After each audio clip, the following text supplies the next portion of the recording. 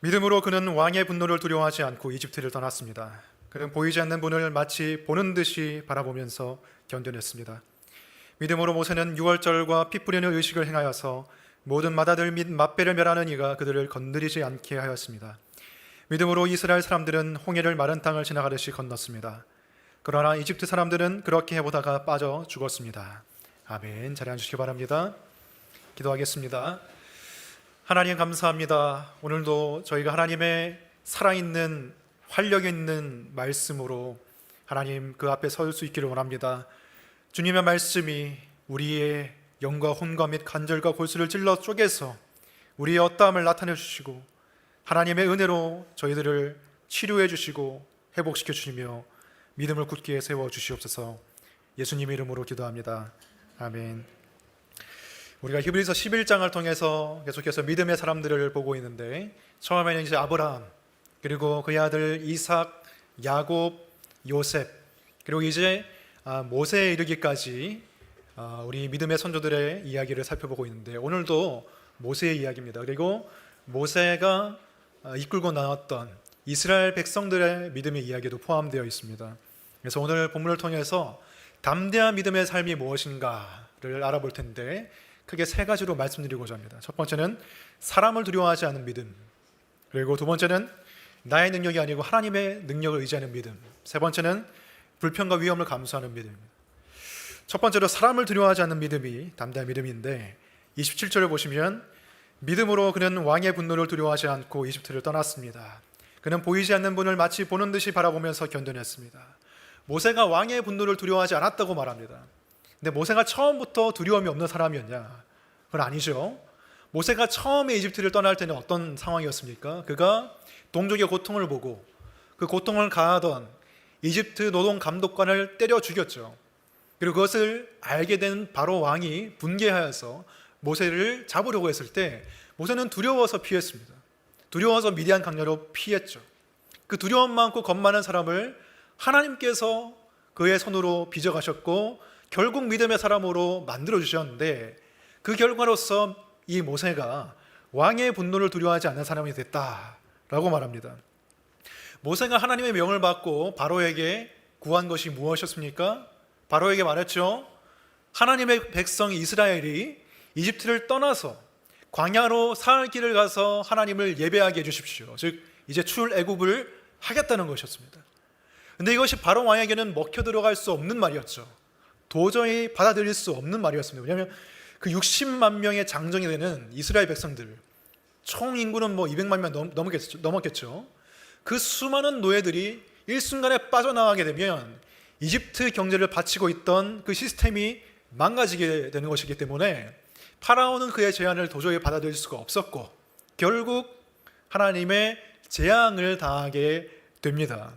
그래서 하나님께서 10가지 재앙을 차례차례 내리시면서 처음에 바로는 완강하게 거부했다가 조금씩 타협안을 모세에게 제시하게 되죠.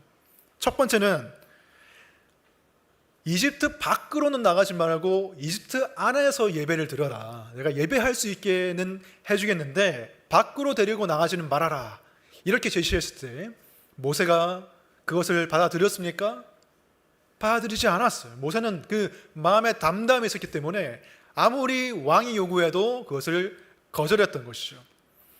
그래도 이 바로는 고집을 피웠기 때문에 또다시 재앙을 당하게 되고, 바로는 그 재앙을 얻어맞고 또 타협안을 제시합니다. 그러면 건장한 남자들만 데리고 가서 예배를 드리면 안 되겠냐? 모세는 타협하지 않죠. 거기에 굴하지 않습니다. 뭐라고 대답했습니까? 아닙니다. 아이들, 여자들, 노인들, 그리고 가축들까지 다 데리고 나가야 우리가 하나님의 명령을 순종하는 것입니다. 그리고 하나님께서 또 재앙을 내리시죠. 그러자 바로가 그런데도 정신을 못 차리고 계속해서 이제 타협안을 들이미는데, 그럼 가축만 남기고 하면 안 되겠냐? 가축만 우리에게 남겨주고 너희들은 다 나가서 하나님을 예배해라. 모세가 뭐라고 했습니까? 안 됩니다. 우리는 모두가 나가서 하나님을 예배해야 합니다. 바로의 분노를 두려워하지 않았죠. 바로가 아무리 최강대국의 왕이었다 할지라도, 그리고 자신은 아무리 볼품없는 목자에 불과했다 하더라도 모세가 두려워하지 않았어요. 여러분이 만약에 미국 대통령 앞에 가가지고 옛날 시대로 돌아가서 노예를 다 풀어주십시오, 여론이 가서 얘기하면 이게 먹히겠습니까? 안 먹히죠. 정신 나갔다고 하겠죠. 근데 그 정신 나간 짓을 모세가 한 거예요. 누구를 믿고? 하나님을 믿고 한 거예요.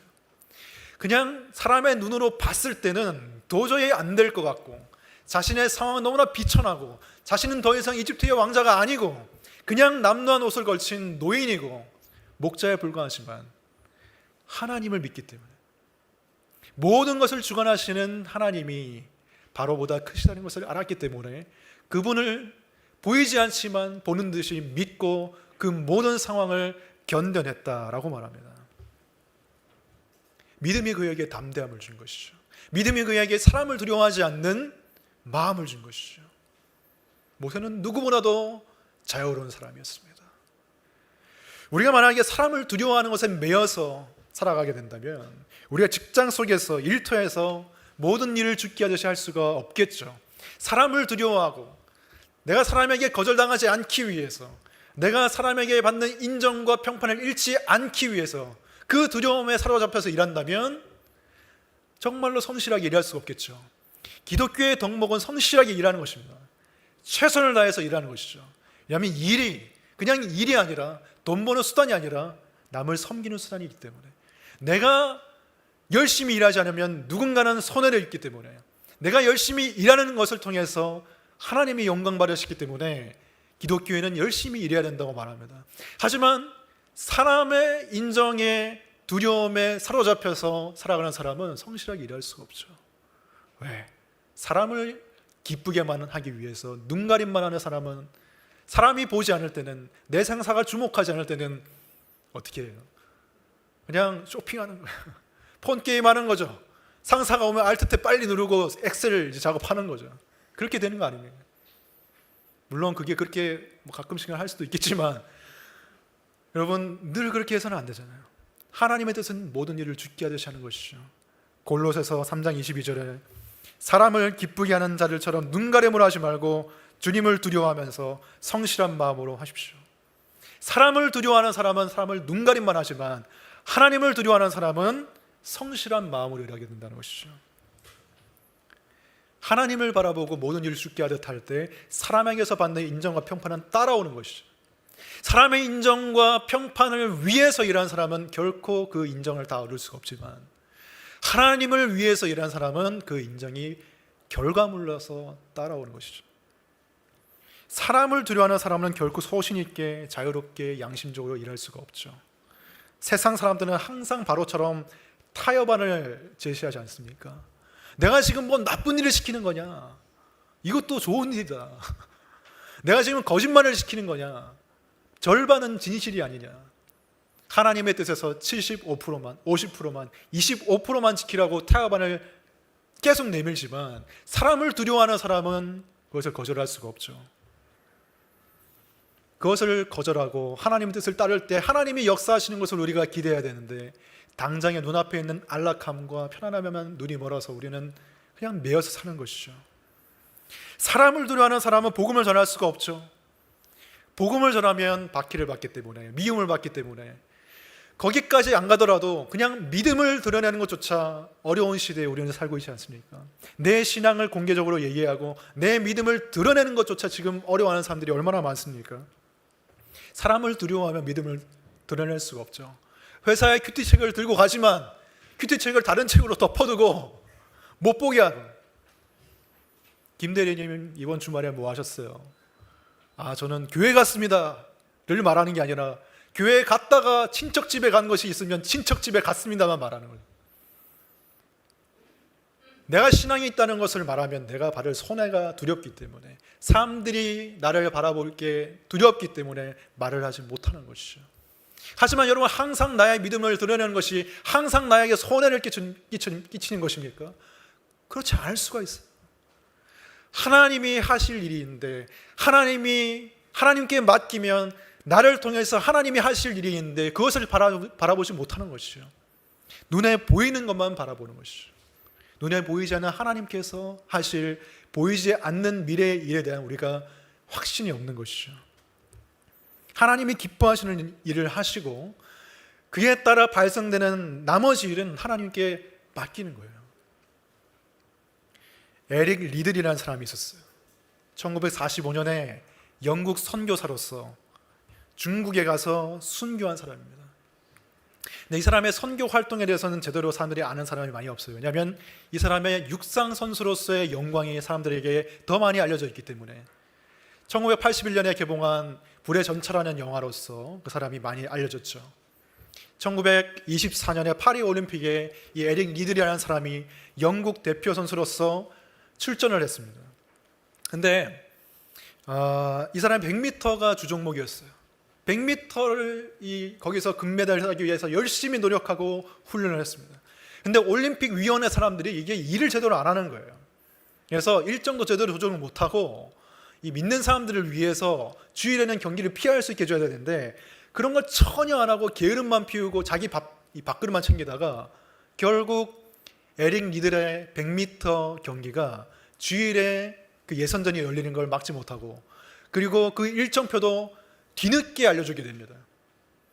그래서 올림픽이 열리기 5개월 전에 그때 돼서야 에릭 리들이 나의 경기가 주일날 열리게 된다는 걸 알게 되죠. 여러분들은 어떻게 하시겠습니까? 달리겠다는 사람들이 많을 거야. 왜냐하면 오전에 달리고 오후에 예배 가면 되지 뭐 이렇게. 큰 교회는 예배 시간이 많잖아요. 아무튼 간에 에릭 리들도 갈등의 상황에 부딪힌 것이죠. 어떻게 할 것인가. 근데 그는 타협하지 않았어요. 100m를 포기했죠. 어떻게 보면 선수로서 모든 것을 바쳐서 훈련한 그것인데 그것을 포기했습니다. 그리고 나머지 400m, 1600m 계주 이런 것도 다 포기했어요. 남아있는 게 뭐냐? 400m 달리기였어요. 그래서 400m 달리기를 5개월 전에, 보통 올림픽 4년 준비한대, 그죠? 아니면 그 전부터 준비할 수도 있고 5개월 전부터 자기가 처음 해보는 종목을 준비해서 달리게 되는 거예요. 그 소문이 엄청나게 많이 퍼지게 됐습니다. 그리고 그것을 그 에릭 리들의 결정을 막기 위해서 수많은 사람들이 설득했습니다. 영국의 올림픽 위원장이 찾아가지고 너 그렇게 하면 안 된다. 나라를 위해서 일해야지. 너 개인의 뭔 신념을 위해서 그렇게 하면 되겠냐. 영국의 왕자까지 찾아가서 그를 설득했어요. 그냥 그가 나가면 금메달이기 때문에 나라를 위해서 뛰어야지. 공공의 이익을 위해서 뛰어야지. 네가 지금 무슨 짓을 하는 것이냐. 믿는 사람들도 그에게 설득했어요. 아침에 예배드리고 오후에 뛰세요. 에릭 리들이 말했습니다. 저의 안식일은 아침이 아니라 하루 종일입니다. 사람들이 말했습니다. 하나님이 당신에게 달리라고 능력을 주셨는데 그 은사를 주셨는데 당신이 그것을 사용해서 하나님께 달리기로 예배를 드리면 안 되겠습니까? 리들이 말했습니다. 그를 위해 달리는 것보다 나에게 은사를 주시고 나를 구원하신 하나님을 예배하는 것이 우선입니다. 그래서 그것을 다 포기했어요. 400m 경기를 나갔던 것이죠. 그 소문이 파다하게 퍼졌고 수많은 사람들이 그를 욕했고 기자들이 막 찾아와가지고 에릭 리들에게 민족의 반역자라고 손가락질한 적도 있었습니다. 아무튼 간에 400m 경기가 열리는 그날이 됐고 근데 에릭 리들은 전혀 긴장하거나 그런 게 안 보여서 사람들 찾아가서 인사해주고 안부 물어봐주고 상대 선수들한테 그리고 그 팀의 에릭 리들의 팀의 안마사가 그에게 쪽지를 건네주는데 그 쪽지에 이렇게 써 있었습니다. 사무엘상 말씀이 써 있었어요. 2장 30절에 나를 존중히 여기는 자를 내가 존중히 여기고 이 말씀, 이 쪽지를 받고 에릭 리들이 큰 위로를 받았어요. 그리고 이 말씀이 마치 예언처럼 이루어져서 에릭 리들이 400m를 뛰었을 때 아무도 주목하지 않았지만 아무도 그가 우승할 거라고 예측을 전혀 못했지만 그가 뛰었을 때 하나님께서 힘을 주셨고 그가 400m에서 금메달을 목에 걸었습니다. 놀라운 이야기죠. 수많은 사람들의 신앙에 기감이 되었고 그뿐만 아니라 그냥 믿지 않는 사람들이 대스타가 됐어요. 이 사람은. 근데 그 모든 것을 버리고 이 사람은 또다시 중국 선교를 향하게 되죠. 저는 지금은 주의를 잘 지키면 복을 받는다는 그 말을 하고 싶은 게 아니에요. 에릭 리들은 금메달을 목에 거는 복을 받지 않았더라도 이미 복을 받은 사람이었습니다. 그는 주의를 지키고 하나님을 예배하고 나를 구원하신 하나님을 찬송하고 그 안에서 쉬는 것이 그에게는 복이었기 때문에 너무나도 분명한 복을, 세상적인 복을 포기하는 것이죠.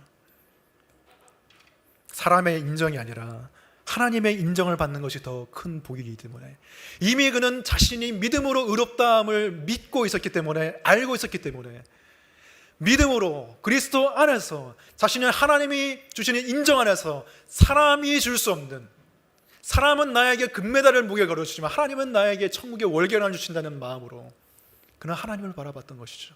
사람을 두려워하지 않았어요. 아무리 그에게 사람들이 욕을 해도 그는 그의 길을 갔던 것이에요.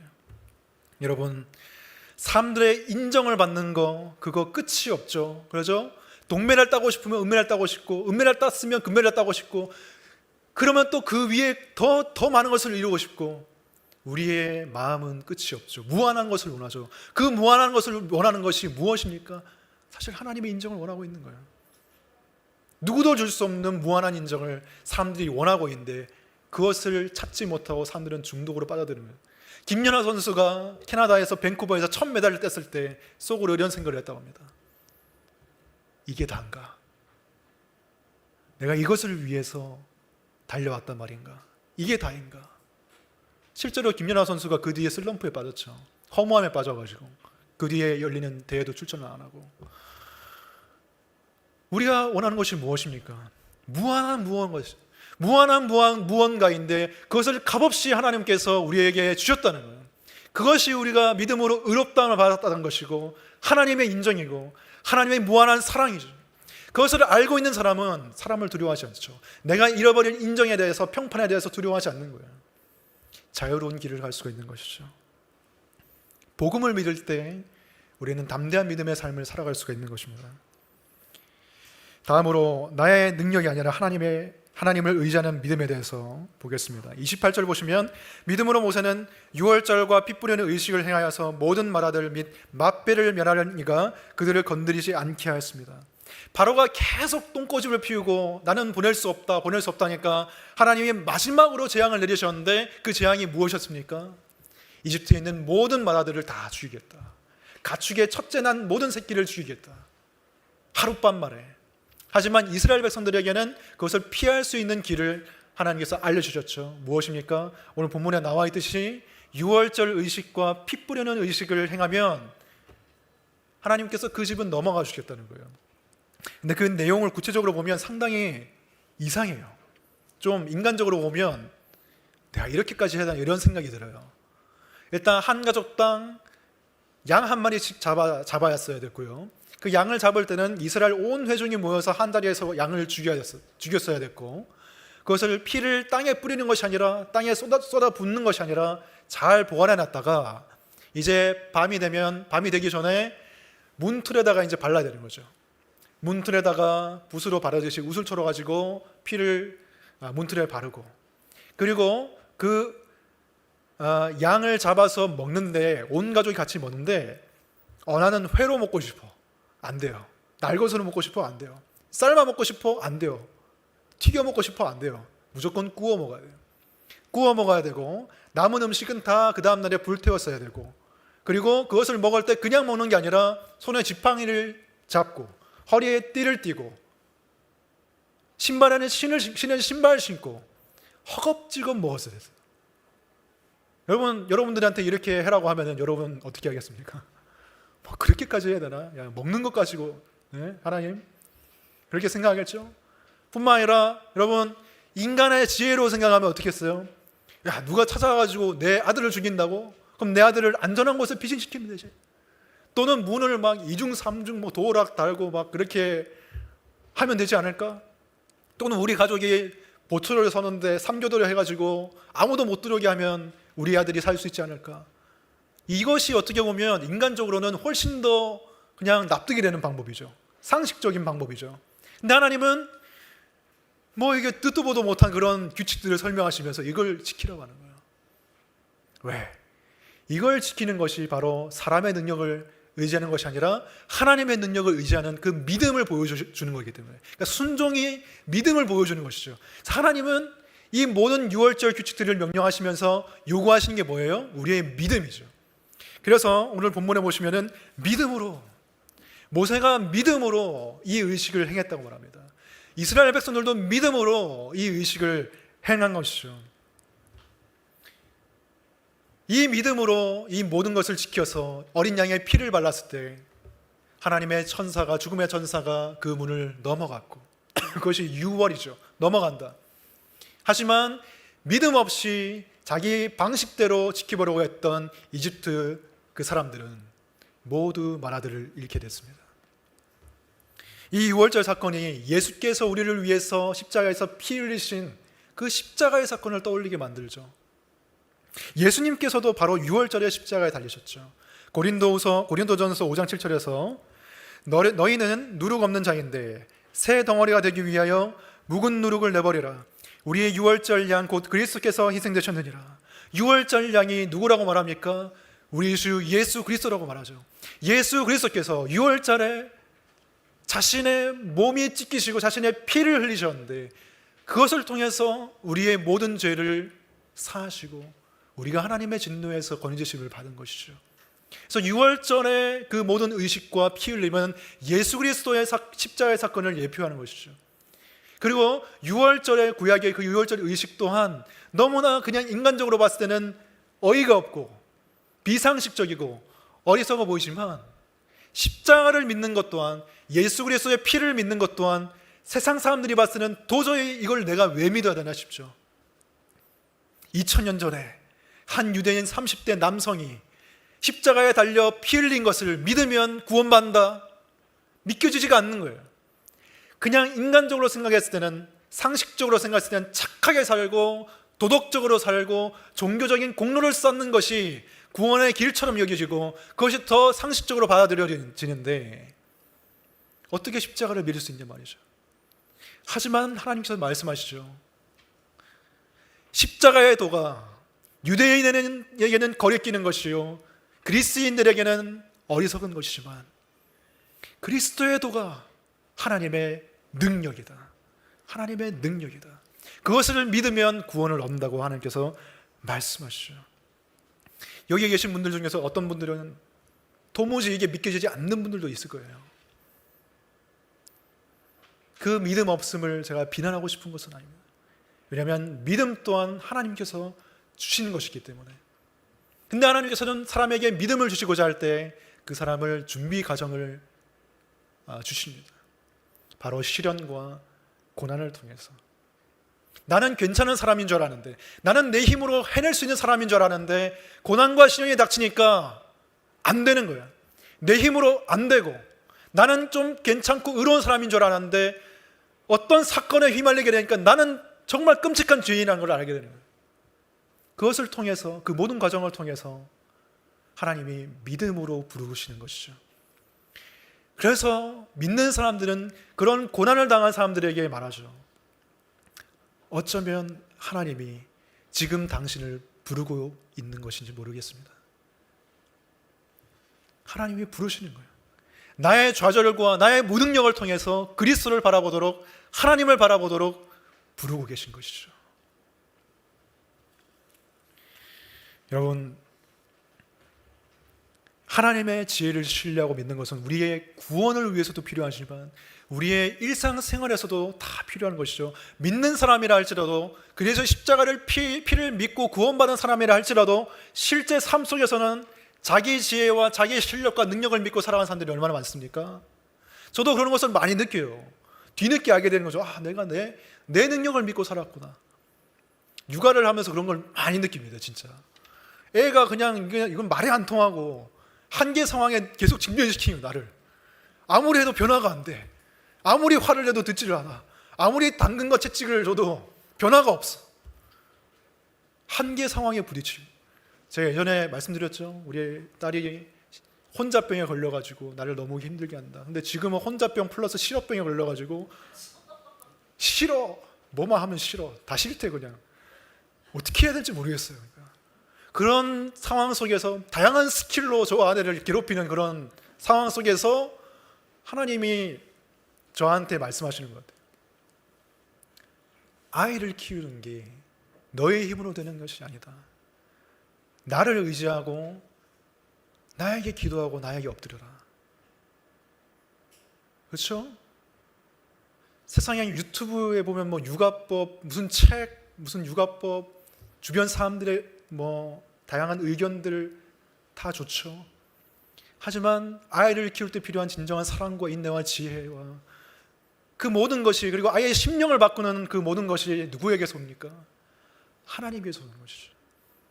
하나님을 의지할 때 모든 것이 가능한 것이죠. 우리의 능력이 아니라 하나님께서 역사하실 때 우리의 삶에 돌파구가 보이는 것이죠. 우리는 지식과 정보로 사는 사람들이 아니죠. 하나님의 은혜로 사는 사람들이죠. 세상 사람들이 봤을 때는 어리석죠. 기도할 시간에, 교회 갈 시간에 돈을 더 벌든지 지식을 더 쌓든지 학원을 다니든지.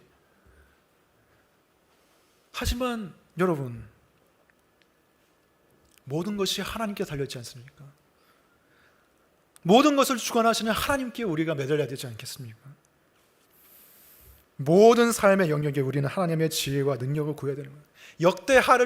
역대하라는 성경을 보면은 아사 왕이 나옵니다. 아사라는 왕이 있어요. 이름이 아사예요. 아사. 네. 아사인데 이 사람이 하나님을 경외하는 왕이었습니다. 종교 개혁을 일으킨 사람이죠. 유대 왕국의 모든 우상들을 다 부숴버리고 무너뜨리고, 그리고 잊혀진 율법을, 하나님의 말씀을 사람들에게 일깨워줬던 왕이 아사 왕인데, 이 사람이 젊었을 때는 그렇게 잘했다가 점점 나이가 들어가면서 교만해지고 자기 지혜와 실력을 의지하게 됩니다. 그러다가 그것을 이제 하나님이 계속 경고를 하셨죠. 선지자가 와서 경고를 합니다. 왕이시여, 그렇게 하시면 안 됩니다. 그러자 왕이 열받아가지고 선지자를 그냥 감옥에 쳐넣어버려요. 그리고 이 사람이 말년에 또 일화가 게 있는데 발에 병이 걸립니다. 심각한 병이 걸려서 죽을 정도로 힘들었습니다. 역대하 16장 12절 보시면 아사가 왕이 된 지 39년이 되던 해에 발에 병이 나서 위독하게 되었다. 그렇게 아플 때에도 그는 주님을 찾지 아니하고 의사들을 찾았다. 사실 아플 때는 의사 찾는 게 맞죠. 병원 가야죠. 갈 수 있으면 가야죠. 근데 이 말씀에서 말하는 것은, 방점을 찍고 있는 건 뭐예요? 아사 왕이 하나님을 의지하지 않고 의사를 더 의지했다는 거예요. 의사가 병을 낫게 합니까? 의사가 병을 낫는데 도움을 주죠. 하지만 사람의 생명과 건강은 누구한테 달렸습니까? 하나님께 달렸습니다. 하지만 아사가 하나님을 찾지 않고 의사를 찾았다는 것은 세상의 실력과 능력만을 의지했다는 거예요. 그것을 지금 질타하고 있는 거예요. 이 말씀이. 이 말씀을 보세요. 그렇게 아플 때도, 그렇게 힘든데도 그는 주님을 찾지 않았다. 우리한테 하는 말씀이죠. 그렇게 삶이 힘들고 삶이 안 풀리고 어려운데도 하나님을 찾지 않더라. 우리한테 하는 말씀이잖아요. 전도서 9장 11절 볼까요? 나는 세상에서 또 다른 것을 보았다. 빠르다고 해서 달리기에서 이기는 것이 아니며 용사라고 해서 전쟁에서 이기는 것도 아니더라. 빠른 사람이 경주에서 이깁니까? 싸움 잘하는 사람이 전쟁에서 승리합니까? 아니라는 거예요. 그럴 때도 있지만 아닐 때도 있다는 거예요. 그럼 누가 이깁니까? 하나님의 은혜를 받은 사람이 이긴다는 거예요. 우리의 인생을 산다는 것은 우리가 우리의 실력과 능력으로 산다는 게 아니라 하나님의 은혜를 의지해서 산다는 것이죠. 우리가 자녀를 양육할 때 무엇을 가르쳐야 됩니까? 너는 소중한 사람이야. 너는 뭐든지 할 수 있는 잠재력을 가진 사람. 물론 이런 말이 필요할 때도 있겠지만 본질적으로 필요한 것은 무엇입니까? 너는 죄인이야. 너는 아무것도 못해. 하지만 하나님이 도와주시면 너는 모든 걸 할 수 있어. 우리 찬양 불렀죠? 나는 아무것도 못합니다. 주님의 능력이 없으면. 그 신앙 고백이 먼저 들어가야 된다. 그 신앙 고백이 먼저 우리 안에 살아있어야 된다는 것이죠. 나는 능력이 없고 나는 아무것도 아니지만 하나님이 은혜를 주시면 나는 모든 것을 할 수 있습니다. 이 마음을 가지고 우리가 살아갈 때 삶에 진정한 담대함이 생기고 평안함이 생긴다는 것이죠. 세 번째로 위험을 감수하는 믿음에 대해서 보겠습니다. 다음으로 29절을 보시면 믿음으로 이스라엘 사람들은 홍해를 마른 땅으로 지나가듯이 건넜습니다. 그러나 이집트 사람들은 그렇게 보다가 빠져 죽었습니다. 이스라엘 사람들이 이제 출애굽을 하게 됐죠. 400년간의 노예 생활을 끝내고 이제 드디어 가나안 땅을 향해서 첫걸음을 내딛고 광야를 걸어가고 있었습니다. 광야를 걸어가고 있는데 하나님께서 벼랑간 이상한 명령을 또 내리시는 거예요. 출애굽기 14장을 보시면 하나님께서 모세에게 명령하십니다. 너는 이스라엘 자손에게 말하여 오던 길로 되돌아가서 믹돌과 바다 사이의 비하이롯 앞 바알스본 맞은쪽 바닷가에 장막을 치라고 하라. 그러면 바로는 이스라엘 자손이 막막한 광야에 갇혀서 아직 이 땅을 헤매고 있을 것이라고 생각할 것이다. 하나님은 지금 길을 잘 가고 있는데 오던 길로 되돌아가라고 말합니다. 아니, 처음부터 목적지를 좀 잘 찍어주시고 가면 내가 되돌아오지 않아도 되는데, 시간이 이게 낭비가 되지 않는데 효율적으로 좀 갈 수가 있는데, 하나님은 오던 길을 되돌아가라고 말합니다. 너무 비효율적인 거죠. 진짜 제가 제일 싫어하는 겁니다. 비효율적인 거. 근데 하나님을 믿으면 그걸 해야 된다는 거예요. 비효율적인 거를 해라. 그게 나의 명령이다. 그리고 하나님이 또 뭐를 명령하시죠? 바닷가에 진을 쳐라. 아니, 수많은 백성들을 이끌고 지금 가고 있는데, 지금 되돌아가는 것도 힘든데 그 많은 백성들을 이끌고 바닷가에 진을 치면 어떻게 되죠? 그 주위를 이집트 군사들이 다 둘러싸게 되면 어디로 도망가죠? 바닷물에 뛰어듭니까? 그럼 죽는데. 근데 하나님이 바닷가에 진을 쳐라. 말도 안 되는 명령을 하나님께서 하고 계시죠. 인간적으로 봤을 때는 도저히 답이 안 나는 거예요. 근데 해라는 거예요. 일종의 시험이죠. 근데 하나님이 그 명령을 했을 때 모세와 이스라엘 백성들은 갔습니다. 오던 길을 되돌아가서 바닷가에 진을 쳤어요. 근데 하나님께서 그렇게 하면 어떻게 하겠다고 약속을 해주셨죠? 4절을 보시면, 출애굽기 14장 4절 보시면, 내가 바로의 고집을 꺾지 않고 그대로 둘 터이니 그가 너희를 뒤쫓아올 것이다. 그러나 나는 바로와 그 군대를 물리침으로써 나의 영광을 드러낼 것이니 이집트 사람들이 이것을 보고서 내가 주님임을 알게 될 것이다. 내가 시킨 대로 하면 그것이 비록 비효율적이고 불편하고 위험을 감수하는 것이지만, 그렇게 하면 하나님이 나의 영광을 드러내겠다, 나의 영광을 보여주겠다고 말씀하시죠. 근데 그 영광이 무엇인지는 말 안 했어요. 우리는 알고 있죠, 그죠? 어떻게 하시죠? 하나님이 홍해를 가르치잖아요. 근데 이 시점에서 하나님이 말을 안 해주신 그거를 일단 가라는 거예요. 우리는 이제 설교 같은 데서 하나님께 순종하면 하나님이 당신의 삶을 책임지실 것입니다 하면 이제 속으로 생각하죠. 그래서 어떻게 책임지신다는 거지? 내 인생에 구체적으로 어떤 일이 일어나서 하나님이 어떻게 복을 주셔서 내가 형통하게 해주신다는 거지? 아무리 생각해도 답이 안 나오잖아요. 순종하지 못하죠. 근데 하나님은 내가 그것을 다 알려주지 않지만 일단 가라는 거예요. 다 알고 가면 믿음이 아니라는 거죠. 일단 가라. 그러면 내가 나의 영광을 보여주겠다. 그리고 이스라엘 백성들은 거기에 순종했습니다. 그래서 오늘 본문 히브리서 29절에서 믿음으로 이스라엘 사람들은 이러는, 믿음으로 홍해를 건넜다는, 이들이 믿음으로 순종했을 때 하나님이 상상도 못할 영광을 보이신 거죠. 그 앞에 바다를 도저히 건너갈 거라는 생각을 못했는데 하나님이 밤새도록 동풍을 불어 일으키셔서 바다로 벽을 쌓으시고 이스라엘 백성들이 마른 땅을 건너가게 했어요. 상상도 못한 그 바다를 건너갈 거라고 누가 생각했겠어요? 근데 하나님이 그 일을 행하셨죠. 자신의 영광을 보여주셨죠. 반면에 이집트 사람들은 하나님이 다 물에 잠기게 하셨습니다. 만약에 이스라엘 백성들이 하나님의 명령에 순종하지 않았다면 이 사람들은 그냥 무미건조하고 아무 일 없이 밋밋하게 광야를 걸어가야겠죠. 홍해가 갈라지는 영광을 보지 못했겠죠. 우리의 신앙생활이 밋밋하고 무료하고 무미건조하고 아무 일이 일어나지 않는 이유가 무엇입니까? 위험을 감수하지 않기 때문에, 항상 효율적인 것만 따르기 때문에, 항상 편안한 것만 택하기 때문에 하나님의 영광이 보이지 않는 것이죠.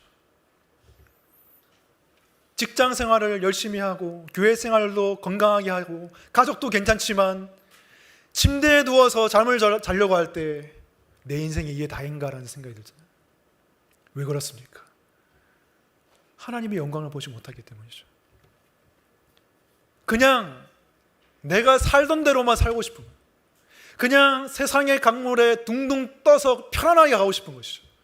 거슬러 올라가고 싶은 것이 아니라 신앙생활 하면서 점점 이제 굳어지는 사람들이 있죠. 점점 그냥 무기력해지고 굳어지고 아무것도 하기 싫고 그냥 나를 좀 내버려둬라. 설교는 설교고 내 삶은 삶이다. 말씀은 말씀이고 내 방식이 따로 있다. 그냥 점점 굳어지는 거예요. 박물관의 화석처럼 박제된 동물처럼 힘이 없는 거예요. 왜 그렇습니까? 근육을 사용하지 않으면 어떻게 되죠? 맨날 침대에 누워있으면 어떻게 되죠? 편안하다가 침대에 누우니까 너무 좋아. 나는 그냥 계속 침대에 있을래. 어떻게 돼요? 나중에는 걸으려고 해도 힘이 없어요. 근육이 다 빠져가지고. 신앙도 마찬가지죠. 누가 뭐라고 하든지 나는 움직이지 않을 거야. 나는 그냥 내 편한 대로 살 거야. 교회에서 뭐라고 하든지 나는 그냥 내 방식대로 살 거야. 나중에는 믿음을 발휘하려고 해도 발휘가 안 됩니다. 모험을 감수하지 않고 위험을 감수하지 않고 편안함만 추구하는 삶에는 영광이 보이지 않는 것이죠. 사실 제가 이제 카비넌트로 돌아왔죠. 저는 카비넌트 교회에서 전도사 생활을 하다가 군대를 갔고 군대에서는 군목으로 제가 있었는데 군목을 하다가 카비넌트 교회로 다시 부목사로 돌아왔는데 그것이 저에게는 일종의 모험이었어요.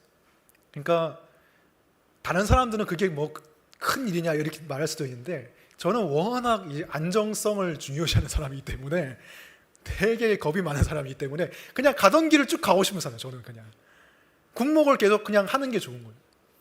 그냥 거기서 연장 복무하고 장기 들어갈 때 되면 장기 돼서 말뚝 받고 그게 그냥 편한 거예요.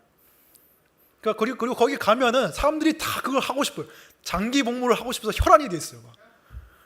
어떻게 해서든지 좋은 점수를 따가지고 최전방에 막 가가지고 나는 격오지 점수를 받고 막 장기를 하겠다. 그런 이 사람들에 둘러싸여 있는데 저도 그런 생각이 들죠. 나도 장기를 해서 군목을 계속 해야겠다. 왜냐하면 이제 군목 군선교 자체가 귀한 점도 있지만 또 한편으로는 경제적으로 굉장히 안정적이죠. 왜냐하면 아신 분은 알 거예요. 거기에 있으면은 대한민국에서 목사 중에서는 10% 안에 되는 수입을 얻을 수가 있어요. 미래가 보장되어 있는 어느 정도는.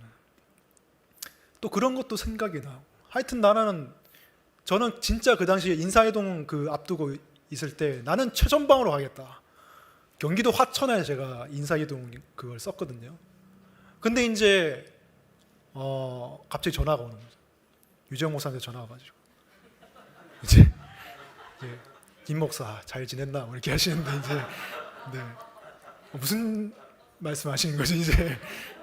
이제 와서 같이 사역을 했으면 좋겠다고 하시는 거죠. 그것을 듣고 이제 좀 고민이 되는 거죠.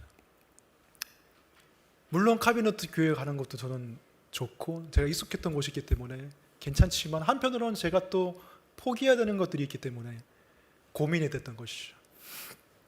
그래서 아내랑 같이 기도하면서 이제 고민을 하고 이렇게 했는데 물론 제가 거기 꼭 가야만 그 교회가 되고 그런 건 전혀 아니죠. 누가 와도 하나님이 역사하시면 카비넌트 교회는 잘 되죠. 제가 필요 없죠.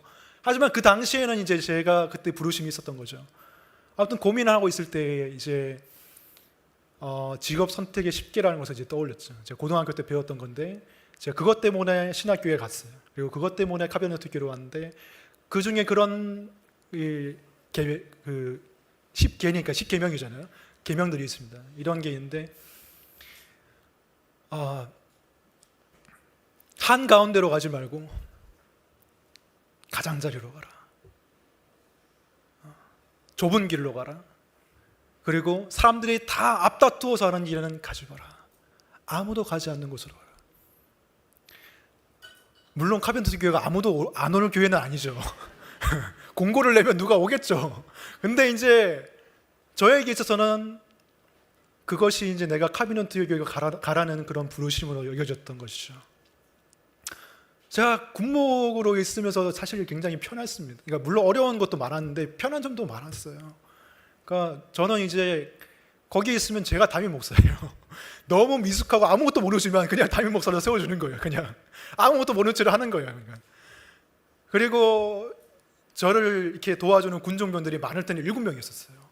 그들이 나를 위해서 주보를 접어주고, 그들이 나를 위해서 라면을 끓여주고, 그들이 나를 위해서 운전을 해줬는데 이제 내가 밖에 나가면 내가 군종병이 돼야 되는 거예요.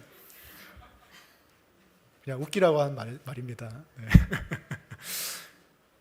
아무튼 그래도 나는 거기를 가야겠다는 생각이 들어서 저는 카비넌트 교회로 왔고, 저에게 있어서는 일종의 대가 지불이었고 위험 감수였지만, 와서 보니까 어떻게 될지는 몰랐지만 와서 보니까 하나님의 영광스러운 부르심이 맞는 거예요. 복음의 진리가 있고 복음의 공동체가 있고 너무 감사한 거예요. 그리고 항상 예비군 때마다 생각하죠. 나는 군복이 안 어울리는구나. 내 선택이 옳았구나. 하나님이 불러주셨구나. 이런 어떤 진로에 있어서의 중대한 결정만이 아니라 우리의 성화를 위해서도 항상 우리는 그런 위험 감수와 불편함을 감수하는 것과 비효율성을 항상 선택해야 되는 것이죠. 늘 내가 하던 대로 살아가는 것이 아니라 하던 대로 살아가는 그 흐름을 끊어내고 하나님의 뜻에 따라가는 자기 부인과 십자가를 지는 삶이 제자의 삶이라고 예수님께서 말씀하셨어요. 여러분, 제자는 그냥 특별한 사람이 되는 게 아니에요. 여러분 모두가 예수님의 제자예요. 성도가 곧 제자입니다. 그 제자의 삶은 자기 십자가를 지고 날마다 예수님을 따르는 삶. 내가 하고 싶은 대로 하는 게 아니라 내가 하기 싫지만 하나님의 뜻에 순종하고, 내가 하고 싶은 것만 하는 게 아니라 내가 하고 싶지만 하나님의 뜻에 따라서 하지 않는 게 제자의 삶인 것이죠. 불편하더라도 힘들더라도 하나님이 부르시기 때문에 가면 하나님의 영광이 있는 것이고 영광스러운 예수 그리스도를 닮아가는 그 길에 갈 수가 있는 거예요. 나를 위해서만, 나의 자유와 나의 행복과 나의 편의를 위해서만 살아가는 삶에는 의미가 없는 것이죠. 영광도 없는 것이고 무미건조하고 밋밋한 삶밖에 없는, 이게 다인가? 하지만 힘들고 어렵지만 하나님의 부르심을 따라가는 사람에게는 하나님의 영광이 기다리고 있는 것이죠. 우리가 이렇게 살아갈 수 있는 힘이 어디서 나옵니까? 우리가 그냥 그래 한번 결단하고 살아보자, 잘 안 되죠. 복음을 굳게 믿을 때만 이 길을 갈 수가 있는 것이죠. 나보다 훨씬 더 큰 위험을 감수하고 나보다 훨씬 더 큰 불편함을 감수하신 예수 그리스도, 우리의 6월절 어린 양이신 그분을 바라보면 그분이 나를 위해서 어떤 대가를 지불하셨는가? 천군 천사의 경배를 받으신, 7명의 군종병이 아니라 천군 천사의 경배를 받고 수종을 받으시던 그분이 인간의 몸을 입고 이 땅에 오셔서 천사보다 못한 인간들의 멸시와 조롱과 협박을 받으시고 십자가에 달려 돌아가신, 그것이 예수 그리스도께서 우리를 위해서 치르신 대가이고 희생이죠. 그것을 우리가 굳게 믿을 때, 그것 때문에 우리가 예수 그리스도만큼 귀한 존재가 됐고 예수 그리스도가 받는 의로움과 인정과 하나님의 사랑을 우리가 무한히 받고 있다는 것을 우리가 굳게 믿으면 그냥 내가 자유롭게, 좀 더 자유롭게 하나님의 길을 갈 수가 있는 것이죠. 그 복음을 정말 굳게 믿으시기 바랍니다. 정말 굳게 그 복음을 믿을 때 그 열매로서 담대한 삶이 나오는 것이죠. 그 담대한 믿음의 삶이 뭐라고 했습니까? 사람을 두려워하지 않는 것이고 하나님을 두려워하는 것이고 나의 어떤 실력과 능력을 믿는 것이 아니라 하나님을 믿는 것이고 위험을 감수하고 하나님의 영광을 따라가는 것입니다. 그러한 삶이, 그런 담대한 삶이 저와 여러분에게 주어지기를 축원합니다. 기도하겠습니다.